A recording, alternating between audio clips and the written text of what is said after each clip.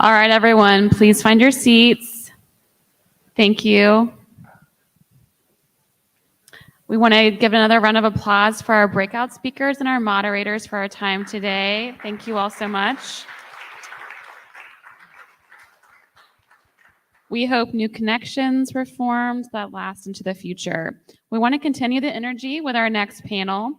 We know it's always tempting to leave a conference early, so thank you for sticking around and thank you for staying for the networking break. We are super excited about our next panel.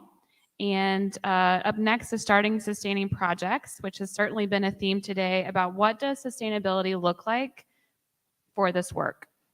With that lens, we could not have picked a better moderator for this discussion than someone who lives, breathes, and leads this work every day, Western North Carolina's own Sara Nichols.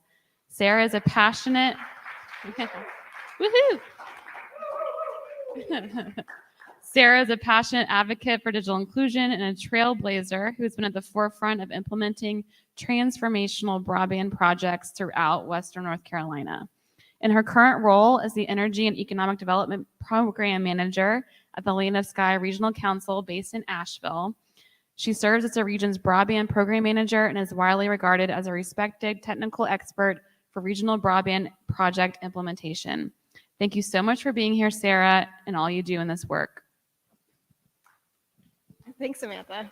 It's great to be with friends today. Like we have such a great grassroots effort in Western North Carolina, but a lot of the folks who have joined us today are either new to that or new to that with us at West Engine with the Land of Sky initiative. So I appreciate what we're doing here and this conversation because we're having a moment, and a moment needs to become a movement or we lose what's happening with all this funding and energy and space around really closing the digital divide. So this is a very exciting conversation with some of my friends, old and new, from different perspectives. So some of them are doing device or they're working in census information. Like this is a team who are somewhat new to getting their projects off the ground. So they said yes.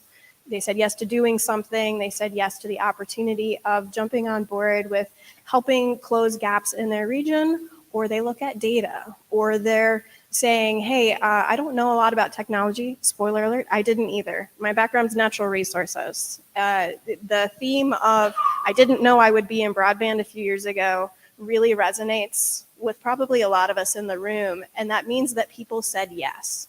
They said yes to doing something in their community, just like some of my friends here did, starting with Yvette Brooks. Hi, everybody. So I am based out of Transylvania County. My nonprofit's called Through the Trees, and we started during the pandemic in 2020. And you just want a brief right now. Why don't you show us your slides? Okay. So here's my first slide. And the 4 things that we do now are refurbishing devices, technology support, digital literacy, and broadband expansion. And this room is pretty good to know basically what all that means. But just in case you're not sure, second one down, we help with internet subsidies. And so that was the first program that we did. We started our own based off the NC Light survey, where it said that if you help 50% of the internet bill several months after your subsidy ended, over 85% of the households still kept up with their internet bill because it was a necessity and it helped give them access to more resources and all that. So the very first program we did was that. And then when the EBB came out and then the ACP, that was great for our small nonprofit because we were able to just direct people to those funds. But now that program's paused and maybe won't come back. So it's very important now to keep having these 4 branches of our nonprofit. Last year, we opened a resale shop called Upcycle Tech. And so now people can walk into our shop and purchase a computer, a TV, stereo, e-reader, and the funds from that help us buy more of what we need to refurbish devices that are donated to us. And in that location, we also do the other services that we offer. So 380 devices last year, and we helped 660 individuals with internet subsidies, digital literacy support and advocating for broadband expansion, where it's been a busy year. We're so thankful that we moved into that space. But we've outgrown our 800 square feet. We're looking for new space, and we're looking to open a shop in Hendersonville. And we've also been training school kids, after-school programs. There's one in Transylvania County called Rise and Shine, and they call their kids scholars because they're elevating them every time they're interacting with them to show them that they're going to be really good students moving on in life. And then Brevard Academy, a charter school, we had kids. So through those two programs, we had like 16 kids learn how to refurbish devices. And I learned how to do that through visiting E2D, of how we could scale it down to a level where kids can learn how to do it too, and not just have to rely on somebody that's been in the computer business for years.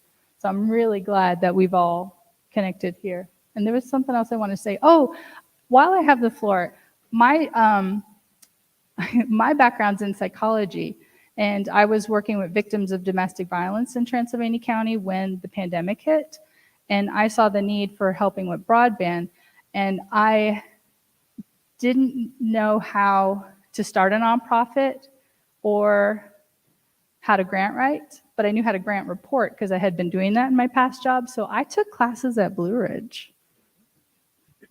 I took 2 different Blue Ridge classes, and that's what I learned so that I could then do the next step and connect myself with really helpful people. So you guys are part of the story too, my story, so thanks. That's it. That's where you can hear more about us. Good afternoon, everybody. My name is, okay. My name is Shalondra Greenlee, and I'm the Director of Recovery and Resiliency for NC Counts Coalition. We are a nonprofit organization based out of Raleigh, but we are statewide. We currently serve over 130 community-based organizations, and we also serve as an intermediary when it comes to funding those community-based organizations. But our focus is a word that most people, I hope you have heard. It's census. I said it like it was scary, but it's really, really an awesome thing because it connects us in so many ways to all this work, specifically digital equity. In 2017, NC Counts Coalition was founded, focusing on census and making sure that everyone was counted. Now we are expanding that work under Recovery and Resiliency. That work has expanded to health equity as well as digital equity. In 2019, we recognized that since the census would be majorly completed online, there was a large gap across our state when it came to individuals having access to the internet. And that is where our road for digital equity began. So just so you are aware, we really like to make sure all of our work is done with a collaborative approach. We want to make sure that we're focused on not just what government or what our partners, philanthropic, want, but what is the need from our community-based organizations that we work with. So that comes with multiple type of strategies. We have a lot of listening sessions. We work with government and cross-sector partnership. And it's important because that way the needs of the people are heard and we can actually move in the work that they want to move in. So just as a note from NC Counts Coalition, one of the biggest keys for us, and I think it's been said multiple times earlier today, is that we have worked and built our coalition off of trust. We're not direct service, but we realize our community-based organizations that serve the members that live around them, they have built a strong trust. And when we work with government, we let government know. And when we work with other institutions, we will not sacrifice that trust that has been built with our community-based organizations. I mentioned that collaborative effort so that we can get buy-in. And in regards to coalition building, it is truly, and I hope, because we might have some coalition members in the room, that is community-based. So we are focused on what our communities are looking for at the very local grassroots level, and then we're working up. So instead of going top down, we're building from the bottom. And just so you can be aware of what we're currently doing, we host a Connect Me and See digital equity conversation on a monthly basis. We would love to have you all engage. We also work with other cross-sector partnerships to make sure that this information for digital equity and the growth of it across the state of North Carolina is shared. So excited to be here.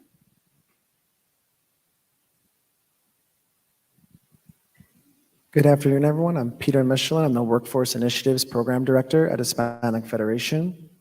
We are a nationwide nonprofit with a mission to improve the lives of Latino families through Latino-led and serving community institutions. And I'm going to talk a little bit about digital skills.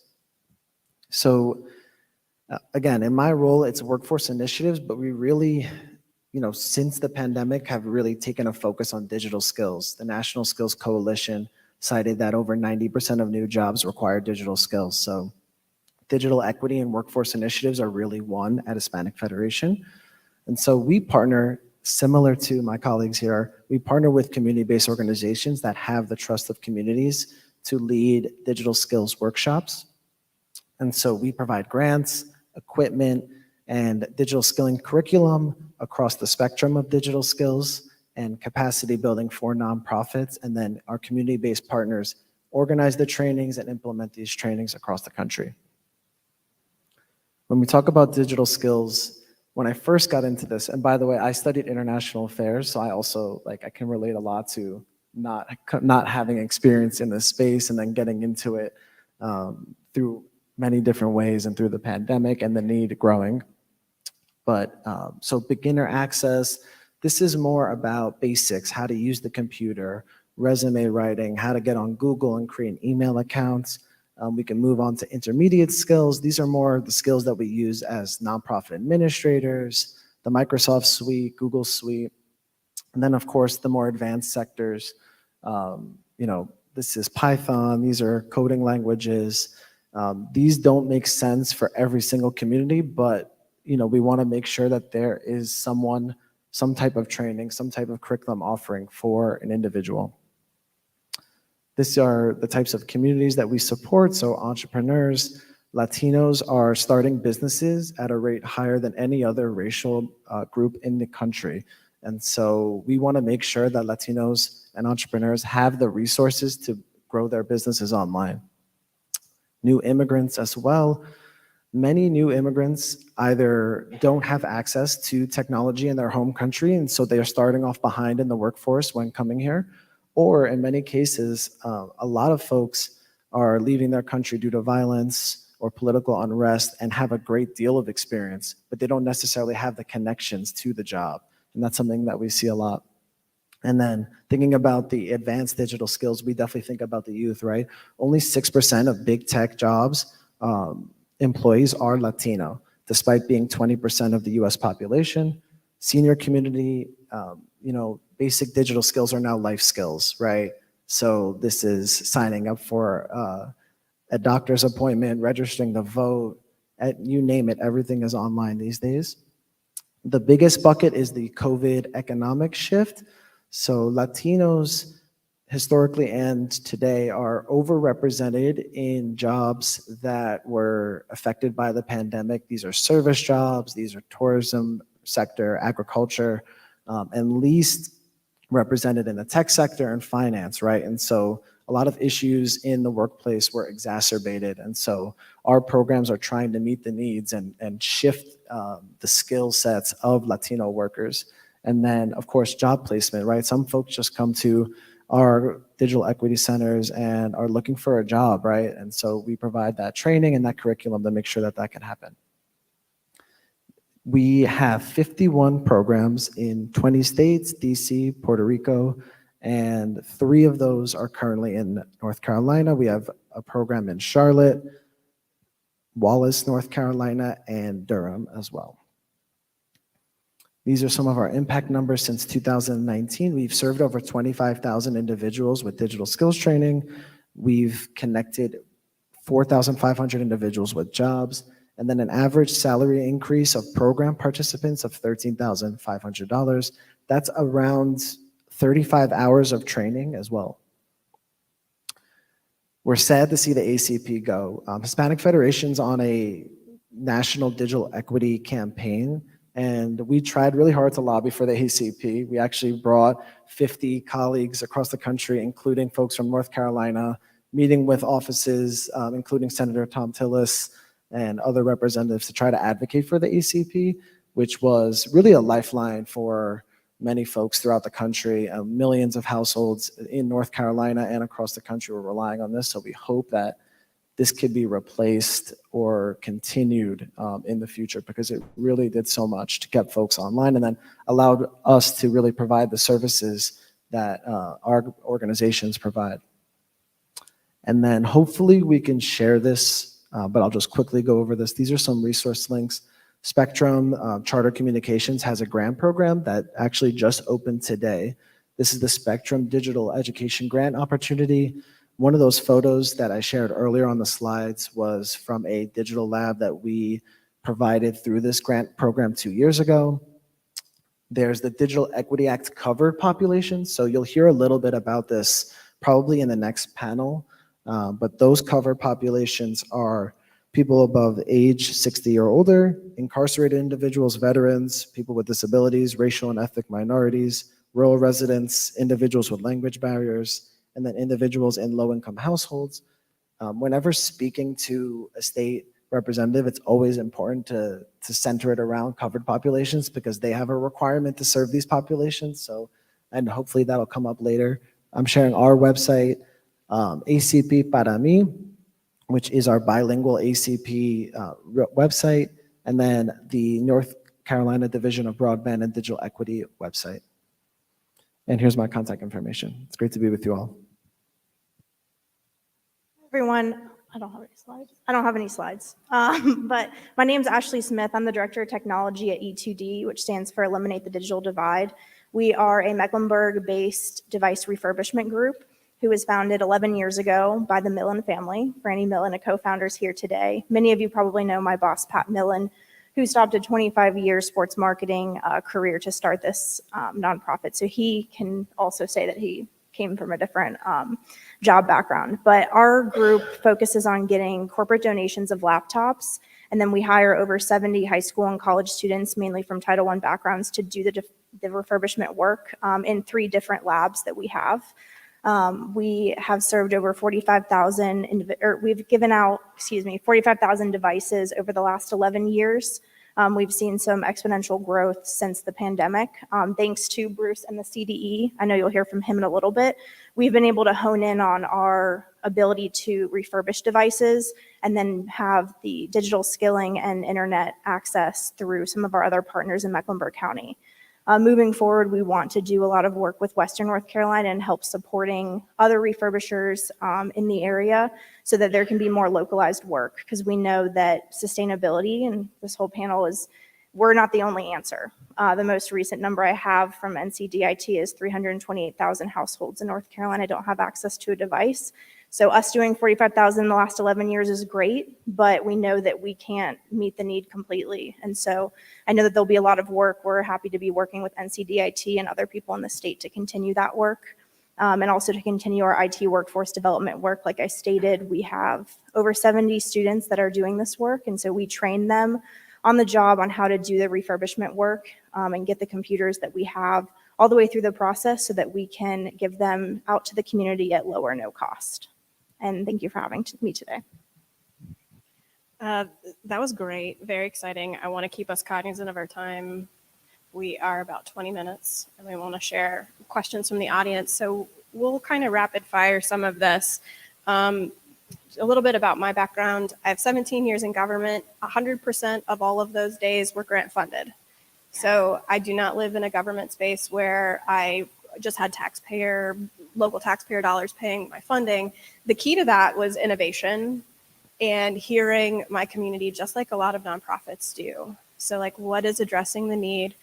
And government has a really strategic gap in looking at what nonprofits in your community and government sector doesn't do and helping close that. So a lot of the pathway that I think government has is to kind of do that dig initially, what's getting done, what isn't done, and find ways to close them. And I think in some of the cases here, like that's exactly what happened. That's how these organizations evolved on the front end.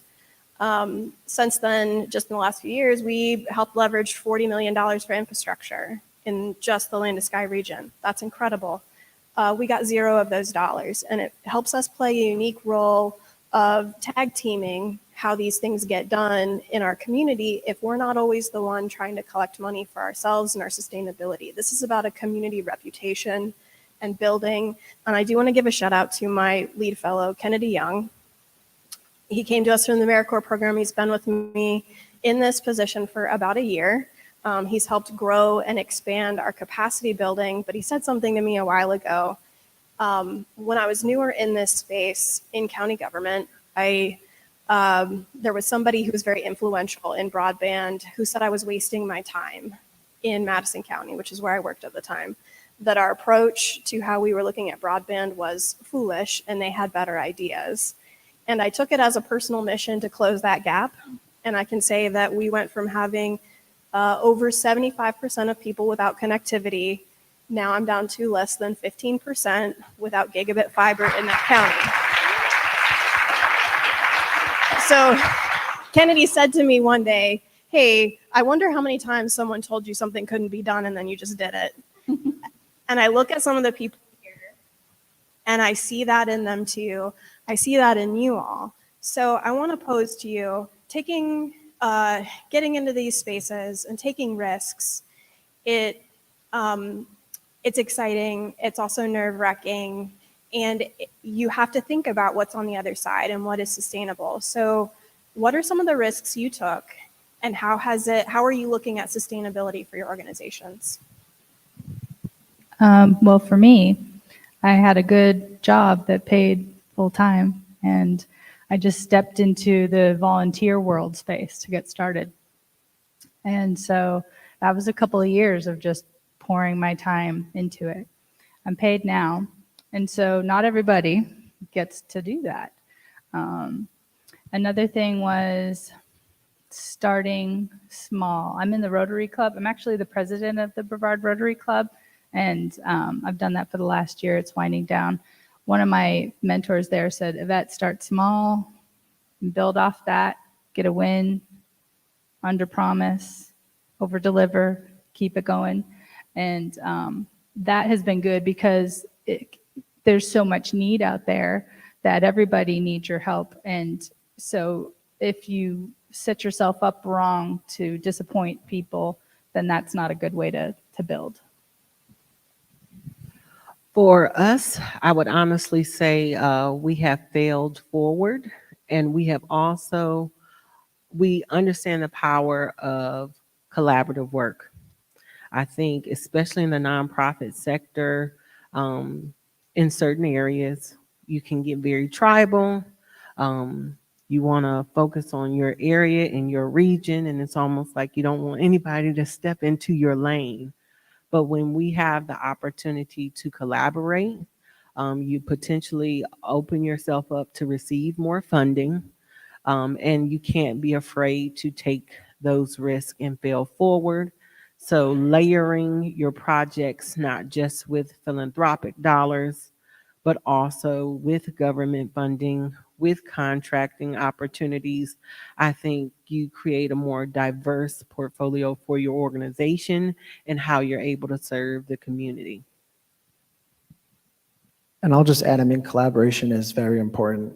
For us, we don't have a guaranteed plan for sustainability, right? That's like what being a nonprofit is like. It would be great if we could say, yes, we have the perfect sustainability plan. We're definitely trying to be an intermediary and collaborate with organizations across the country for the BEAD and the Digital Equity Act programs, because that brings a unique long-term, at least relatively long-term 5-year timetable to implement digital skills programs.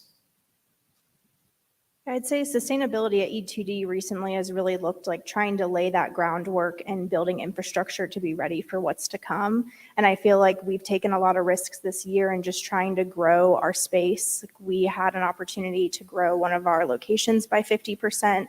We didn't really have everything to fill that 50%, but we went ahead and took that leap and expanded so that we would be able to continue to fill that space and have it to use in the future. I think that it can be scary to do that infrastructure building if you're not really sure what's to come, but we wanted to be bold and be able, with preparation and working with NCDIT and Cramden this year on trying to inspire more device giving throughout North Carolina. We wanted to kind of build that ground so that we would, as soon as that hits the ground running, we're able to get those devices in and really continue working forward. So a couple of you actually charge for your product, because I have two in the device refurbishment projects, and then others in like more of a data and community building strategy, like widespread strategy. I'm sure that from your perspectives, we talk about funding and capacity, but there's also this organizational burnout that we're seeing and bureaucratic challenges. Where do you see people and programs kind of getting stuck in digital inclusion in the spaces that you have gone deep in? Can we start? Definitely. I think that, I feel like I've heard some common themes today about technology is changing at a fast pace. And I think that's a place where I see the potential to get hung up on. You might put a lot of time and effort into building a program for then things to just change.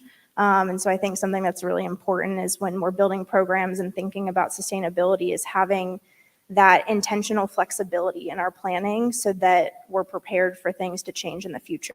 And I know you had mentioned on the paying for services. I know that that's something that some people do and some people don't, but I know that we've seen really great success in the individuals having some skin in the game, but also in order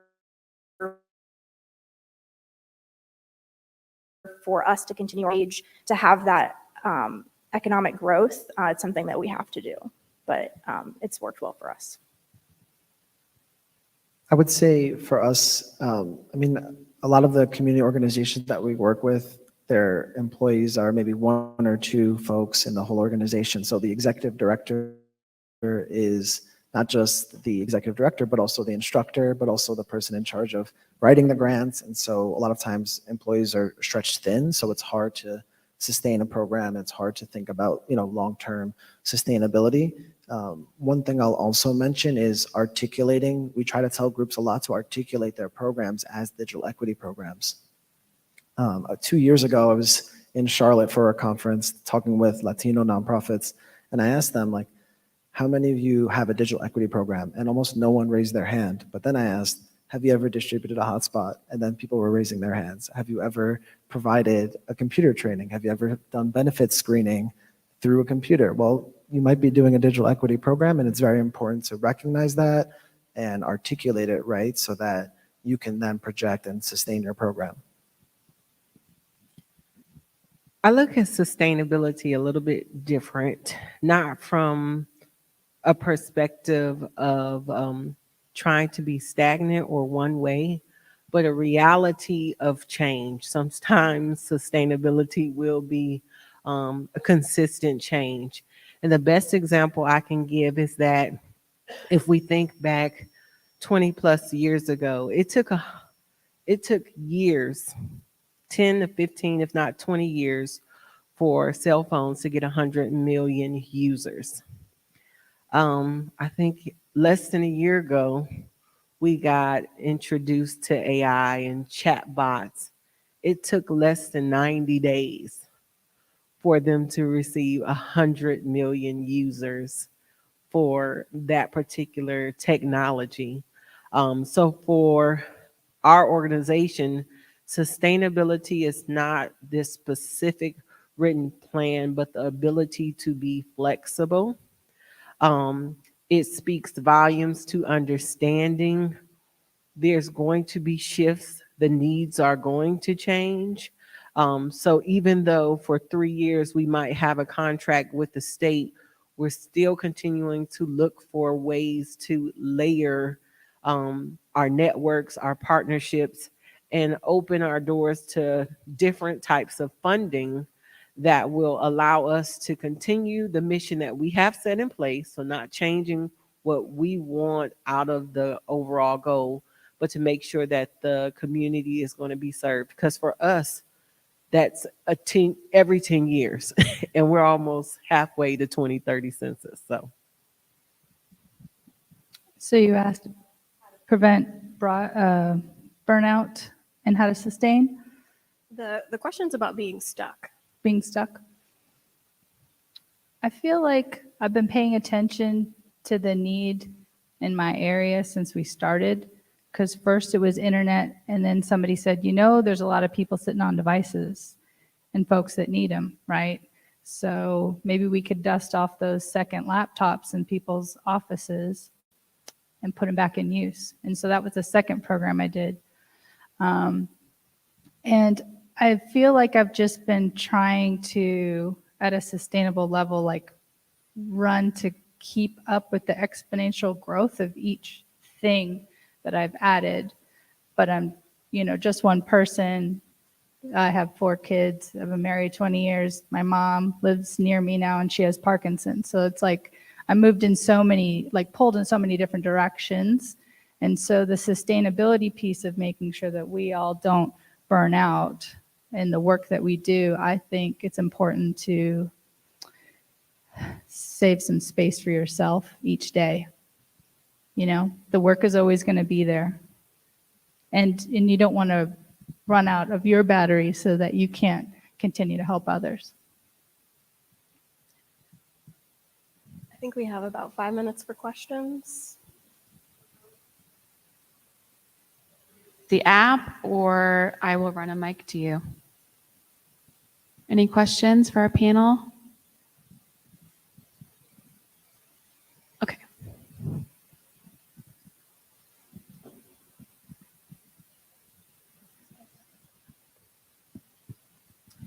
Can you share if you know of any organizations that are working to increase access to computers in a very creative way with young people? I feel like it seems like an obvious question that everybody should be doing, but there are organizations out there that are doing something really creative with video games and coding and all of that, and it seems like that's a lot more expensive than just providing the classes and the devices. If you know of any good stories, could you share them with us? So where are you located? I'm in Charlotte, and okay. the folks that I know are doing a really good job are the Gamer Network, the Charlotte Gamer Network, because they provide video games and computers to low-income kids to get them interested in technology and video games, which is part of what they do. But I wanted to know if there's other examples.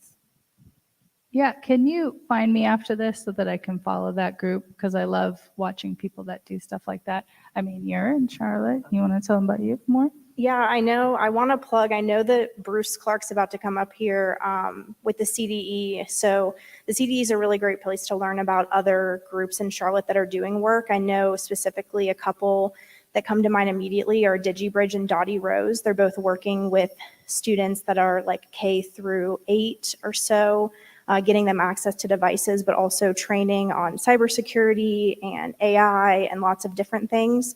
So Dottie Rose works specifically with young girls, and DigiBridge has a spot right next to us at E2D, and they work with just students that are younger. I'm sure there's more examples, so I would love to connect with you and maybe have you connect with the CDE to see if there's other groups that are in Charlotte working on that. So there's just a couple I have.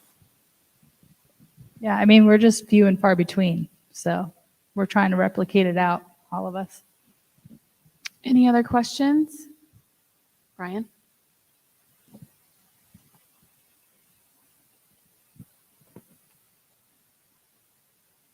Thank you, Samantha. But before I ask my question, I do just want to comment that there's a great piece of software called Game Maker that was written by Dr. Mark Overmars for teaching children how to make games. And they have a lot of existing games that you can modify. It's a really easy way to start instead you don't have to create it from scratch.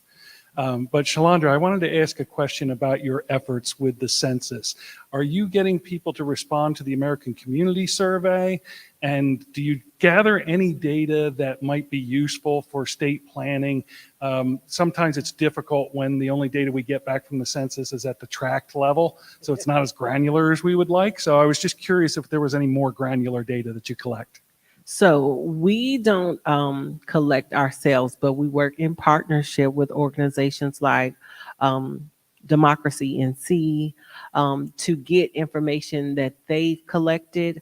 We ask for specific reports when it comes to that. So when it comes to the American Community Survey, we're not actually initiating that survey. Obviously, that's done by the federal government, but we're looking at the outcomes of that, and we're sharing that information with our organizations and asking them to share that with the community, because one of the steps or pieces that often are missed is we did that decennial census already. I've already done that, and then they want to throw out the information or not complete it.